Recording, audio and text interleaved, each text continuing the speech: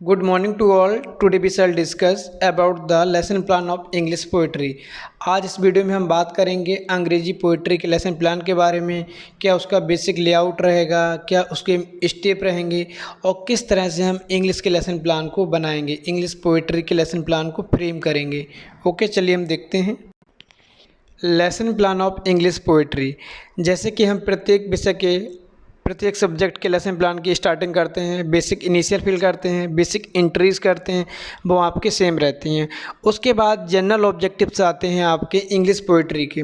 जैसे हमने आपको पहले बताया था अंग्रेजी प्रोज के लेसन प्लान के बारे में, तो वहाँ क्या था, वहाँ पर जो हमने जनरल ऑब्जेक्टिव्स लिखे थे वो इंग्लिश प्रोज के थे। लेकिन अब हम जब पोइट्री का प्लान बना रहे हैं तो यहाँ पर जो जनरल ऑब्जेक्टिव्स लिखेंगे, जो हम जनरल ऑब्जेक्टिव फ्रेम करेंगे पोइट्री के होंगे। ठीक है, तो यहाँ पर पहला आपका जनरल ऑब्जेक्टिव हो जाएगा, फर्स्ट जनरल ऑब्जेक्टिव रहेगा आपका यहाँ पर to enable students to recite poem with the proper rhythm and rhyme. Second, to develop imaginative power of the students. Third, to develop students interest in English poetry. Fourth, to train their emotions. Fifth, to enable students to appreciate the aesthetic beauty of the poem। तो ये आपके general objectives हो जाएंगे English poetry की। अब हम बात करेंगे स्पेसिफिक ऑब्जेक्टिव्स की। जैसा कि आपको बताए हैं स्पेसिफिक ऑब्जेक्टिव्स, आपको जो पहला वाला प्लान बताया था फॉर्मेट ऑफ लेसन प्लान, तो वहाँ पर आपको बताए हैं कि जो हमारे स्पेसिफिक ऑब्जेक्टिव्स हैं वो 3 कैटेगरी में डिवाइड रहेंगे आपके, नॉलेज, अंडरस्टैंडिंग एंड एप्लीकेशन। अब हम यहाँ पर बात करते हैं स्पेसिफिक ऑब्जेक्टिव्स की। जैसा कि आपको जब पहला प्लान का फॉर्मेट बताया गया था तो वहाँ पर मेंशन करके हम आपको बताए थे कि जो हमारे स्पेसिफिक ऑब्जेक्टिव्स होते हैं वो 3 कैटेगरी में डिवाइड होते हैं। पहला आपका नॉलेज, दूसरा आपका अंडरस्टैंडिंग, तीसरा आपका एप्लीकेशन। वहाँ पर हमने आपको फॉर्मेट भी बताया था किस तरह से आपको ऑब्जेक्टिव फ्रेम करने हैं स्पेसिफिक ऑब्जेक्टिव्स। तो यहाँ पर आपको क्या करना है, नॉलेज के डायमेंशन में यहाँ पर 2 ऑब्जेक्टिव आपको लिख देने हैं, 2 ऑब्जेक्टिव्स यहाँ पर लिख देने हैं जो कि आपका टॉपिक होगा उससे रिलेटेड होंगे। और यहाँ पर 2 आपको इस जो विशिष्ट उद्देश्य हैं आपके, जो स्पेसिफिक ऑब्जेक्टिव्स हैं वो आपको अंडरस्टैंडिंग वाले डायमेंशन में लिख देने हैं। और लास्ट एप्लीकेशन में भी आपको यहाँ पर 2 स्पेसिफिक ऑब्जेक्टिव्स लिखते हैं। इसके बाद नेक्स्ट पॉइंट आपका सेम रहेगा जैसा कि हर प्लान में चल रहा था आपका, टीचिंग एड्स हो जाएंगे यहाँ पर, चार्ट, मॉडल, फ्लैश कार्ड या जो भी आप यहाँ पर यूज़ करेंगे। प्रीवियस नॉलेज में आपका हो जाएगा students have some previous knowledge about the topic, जो कंटेंट आपको पढ़ाना होगा उसको आप मेंशन कर देंगे यहाँ पर। अब अगला स्टेप आपका आ जाएगा यहाँ पर इंट्रोडक्टरी क्वेश्चंस, प्रस्तावना प्रश्न। तो यहाँ पर आपको प्रस्तावना प्रश्न बनाने हैं जो कि बच्चे की प्रीवियस नॉलेज के बेस पर बनेंगे। बच्चे की प्रीवियस नॉलेज को हम टेस्ट करेंगे यहाँ पर। तो यहाँ पर क्या होगा, पीपल टीचर एक्टिविटी और student activities. People teacher activities में आप जो क्वेश्चन फ्रेम करेंगे वो रहेंगे, स्टूडेंट एक्टिविटीज़ में स्टूडेंट जो रिस्पॉन्स करेंगे वो रहेगा। ठीक है, जो लास्ट क्वेश्चन आपका होगा वो प्रॉब्लमेटिक क्वेश्चन होगा, समस्यात्मक प्रश्न होगा, जिसके माध्यम से आप आगे की कंटेंट को कंटिन्यू करेंगे। अब इसके आगे आपका जो नेक्स्ट पॉइंट आता है स्टेटमेंट ऑफ द एम, इसको हम हिंदी में बोलते हैं उद्देश्य कथन। तो यहाँ पर हम बच्चे को डिक्लेरेशन करते हैं कि हमको क्या पढ़ाना है। तो यहाँ पर हम बोल देते हैं dear students today we shall discuss about the, जो आपका टॉपिक होगा वो टॉपिक को मेंशन कर देंगे। अब इसके बाद आपका प्रेजेंटेशन प्रारंभ होता है, जो यहाँ से आपका जो इंग्लिश पोइट्री का लेसन प्लान है वो चेंज होता है, जो और प्लान होते हैं। लिटरेचर में आपका हिंदी और इंग्लिश दोनों के प्लान आपके डिफर रहते हैं और जो प्लान होते हैं। तो यहाँ पर टीचिंग पॉइंट आपका सेम रहेगा, पीपल टीचर एक्टिविटीज़ भी आपको मालूम है, student activities, method and device, black board work. अब यहाँ पर आप क्या करेंगे, सबसे पहले जिस्ट ऑफ द पोएम, यहाँ पर जो आपको पोएम पढ़ानी है उसको हम समराइज़ करेंगे कि पोएम में राइटर है, जो पोइट है आपका, वो उस पोएम के बारे में क्या अपने जो रीडर हैं उनको क्या बताना चाहता है। तो यहाँ पर आप उस पोएम का सार होगा, जो आपकी समरी होगी, वो स्टूडेंट्स के सामने आप क्लास में बताएंगे और उस राइटर, उस ऑथर के बारे में भी बताएंगे जिसने उस पोइट्री को लिखा है। ठीक है। इसके बाद जो नेक्स्ट स्टेप है आपका वो रहेगा मॉडल रिसाइटेशन। मॉडल रिसाइटेशन में क्या होता है, जो पोइट्री की आपकी बुक होती है, जो पोइट्री आपको बच्चों को पढ़ाना है, उसका आप बच्चों के सामने रिसाइटेशन करेंगे, उसको बच्चों के सामने क्लास में पढ़ेंगे। कैसे पढ़ेंगे? With proper rhythm, diction and intonation. जो राइमिंग स्कीम होती है आपकी, उसका हमको यहाँ पर पूरा ध्यान देना होता है। तो सुर, लय, ताल के साथ में हम पोइट्री को यहाँ पर पढ़ेंगे। स्टूडेंट एक्टिविटीज़ में क्या होगा? Students will listen carefully. Student ध्यानपूर्वक सुनेंगे और अपनी किताब में देखेंगे। और आगे आपने देखा होगा जो मेथड और डिवाइस वाला आपका ऑप्शन है, तो यहाँ पर हमने एक मिनिएचर लगाया है। जो आप चार्ट बनाएंगे उसका मिनिएचर भी आपको यहाँ पर लगाना है। जिस पॉइंट में आप चार्ट को प्रेजेंट करेंगे उस पॉइंट में आप मिनिएचर को यहाँ पर यूज़ करेंगे। अब यहाँ पर जो आपका येलो कलर का दिख रहा है 1 से 30 रो, एक आपका स्टेंजा हमने यहाँ पर लिया था। ये प्रोज का स्टेंजा, लेकिन यहाँ पर आपको पोइट्री का स्टेंजा लेना है।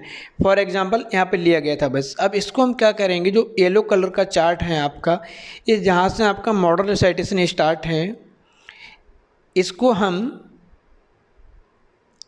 क्या करेंगे, इस वाले एरिया पर यहाँ से हम इसको पेस्ट कर देंगे। पेस्ट करने के बाद इसको हम ऊपर उठा सकेंगे, नीचे अप डाउन कर पाएंगे। ठीक है। तो इसको हम यहाँ पर एक चार्ट को पेस्ट करेंगे, उसको ऊपर नीचे कर देंगे। ठीक है। अब मॉडल रिसाइटेशन के बाद में प्रोनाउंसिएशन ड्रिल करना है आपको। प्रोनाउंसिएशन ड्रिल में क्या होता है, जब आप पोइट्री की पोएम पढ़ेंगे तो वहाँ पर कुछ डिफ़िकल्ट वर्ड आएंगे जिनके बच्चों को प्रोनाउंस नहीं कर पा रहे होंगे, जिसका प्रोनाउंसिएशन बच्चों को नहीं कर मिल रहा होगा, वो बहुत डिफ़िकल्ट होंगे। तो आप बच्चों के सामने उन टिपिकल वर्ड्स को छोटे छोटे पार्ट में तोड़कर उनसे उस क्लास में बोलने को कहेंगे, उनको ड्रिल कराएंगे वहाँ पर। तो फॉर एग्जांपल यहाँ वर्ड दिया है आपका अंडरस्टैंडिंग। अब वर्ड आपका लेंदी है, तो यहाँ पर आप इसको बच्चों को तोड़ के बोलेंगे, इसको ब्रेक करके बोलेंगे अंडरस्टैंडिंग। पहले ब्रेक करके बोला, उसके बाद आप बच्चे के सामने पूरी तरह बोलेंगे अंडरस्टैंडिंग। फॉर एग्जांपल अगला वर्ड आपका दिया डिफ़िकल्ट, तो हम इस डिफ़िकल्ट को 2 पार्ट में ब्रेक कर लेंगे। डिफ़िकल्ट, तो बच्चों के सामने हम बोलेंगे डिफ़िकल्ट। अगला आपका कंडीशन है, तो इस कंडीशन को भी हम ब्रेक करेंगे कंडीशन। तो मतलब यहाँ जो वर्ड होते हैं, जो आपके टिपिकल वर्ड होते हैं, जिसके प्रोनाउंसिएशन थोड़ा टिपिकल होते हैं, उन वर्ड्स को छोटे छोटे पार्ट में डिवाइड कर स्टूडेंट्स को ड्रिल कराते हैं, स्टूडेंट को प्रैक्टिस कराते हैं, जिससे कि वो आसानी से उन वर्ड्स को प्रोनाउंस कर पाएँ। नेक्स्ट पॉइंट है आपका प्रोनाउंसिएशन ड्रिल के बाद जो नेक्स्ट पॉइंट आपका क्या है, मॉडल रिसाइटेशन। यहाँ पर सेकंड मॉडल रिसाइटेशन होगा। जो आपने स्टेंजा पोएम का पहले पढ़ा था, उसी स्टेंजा को आपको दोबारा क्लास के सामने फिर से पढ़ना है। ठीक है। Pupil teacher will recite the poem with the proper rhythm, diction and intonation. तो जैसे आपने ऊपर पढ़ा था वैसे ही आप यहाँ पर दोबारा स्टूडेंट्स के सामने अगेन एंड अगेन फिर से पोएम को रिपीट करेंगे और बच्चे ध्यानपूर्वक किताब में देखेंगे। ठीक है। अगला आपका फिर इसके आगे जो मेन हेडिंग आएगा टीचिंग पॉइंट में, वो रहेगा आपका वर्ड एक्सपोजिशन। अब इसमें हमको क्या करना है, ऊपर वाले प्रोनाउंसिएशन ड्रिल में टिपिकल वर्ड्स को हमने ड्रिल कराया, हमने प्रैक्टिस कराया, लेकिन अब यहाँ पर जो आपके वर्ड एक्सपोजिशन हैं, उन वर्ड्स के हमको बच्चे को मीनिंग बताना है, उनको वर्ड्स को हमको एक्सप्लेन करना है बच्चे उनका मीनिंग वहाँ पर जान पाएँ। तो इस कॉलम को हम 4 पार्ट में डिवाइड कर लेंगे। पहला आपका वर्ड, दूसरा आपका मीनिंग, तीसरा आपका डिवाइस, चौथा आपका एक्सप्लेनेशन। तो यहाँ पर पहला वर्ड फॉर एग्जांपल आपका दिया बिहाइंड, तो यहाँ पर हम बच्चों को मीनिंग बताएंगे एट द बैक। अब डिवाइस का मतलब यहाँ पर क्या, आप समझिएगा। डिवाइस का मतलब आपका यहाँ पर है, जब आप बच्चे को बैग के बारे में बता रहे हैं तो आप बैग को क्लास में डायरेक्टली करके दिखा सकते हैं। एक बच्चे को खड़ा किया, उससे पूछ लिया कि तुम्हारे पीछे कौन है, तो बच्चा बताएगा कि वो, तो ये डायरेक्ट मेथड हो जाएगा। इसी को हम अगर सेंटेंस में यूज़ कर दें, मान लो फॉर कोई हम सेंटेंस बना दें, the cat behind the tree, ये सेंटेंस हो गया। तो यहाँ पर हम डिवाइस में सेंटेंस लिख देंगे।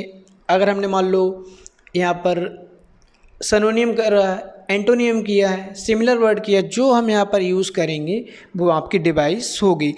एक्सप्लेनेशन में क्या आ गया आपका, डेमोस्ट्रेशन, आपने वहाँ उसको करके दिखाया। अगला वर्ड है आपका मेक, टू प्रोड्यूस, इसका हम एक सेंटेंस बना देंगे। ठीक है, सेंटेंस हमने लिखा है डिवाइस में, डोंट मेक ए नॉइज़, तो यहाँ पर जब हम सेंटेंस बनाएंगे डिवाइस में सेंटेंस लिख देंगे।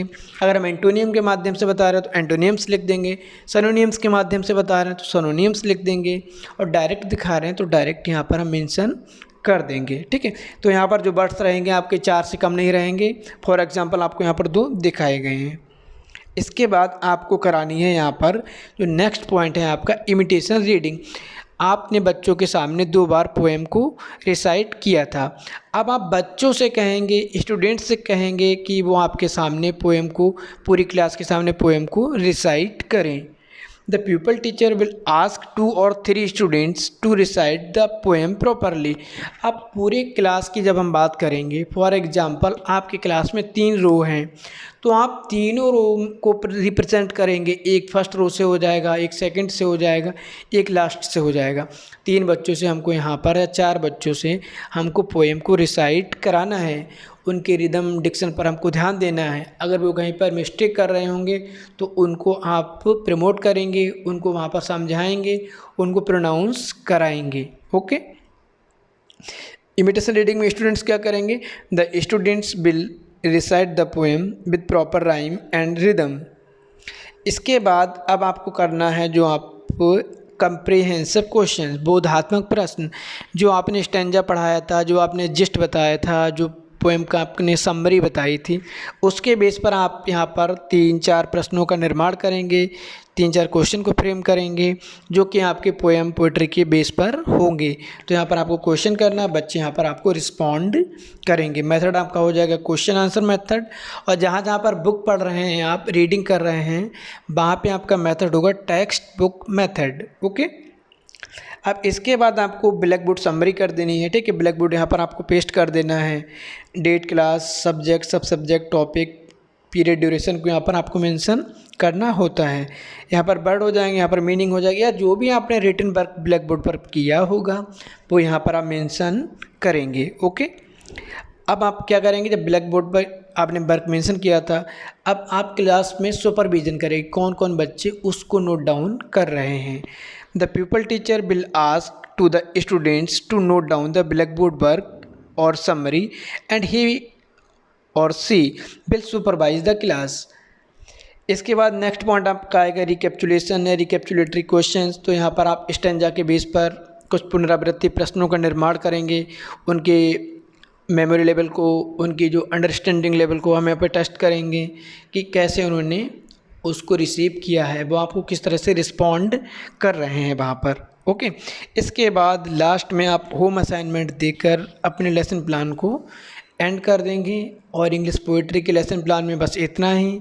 कहीं आपको कुछ समझ ना आया हो, कहीं पर कोई आपका मिस हुआ है, तो आप कमेंट बॉक्स में कमेंट कर सकते हैं या हमसे क्वेश्चन कर सकते हैं, आपकी समस्या का समाधान किया जाएगा।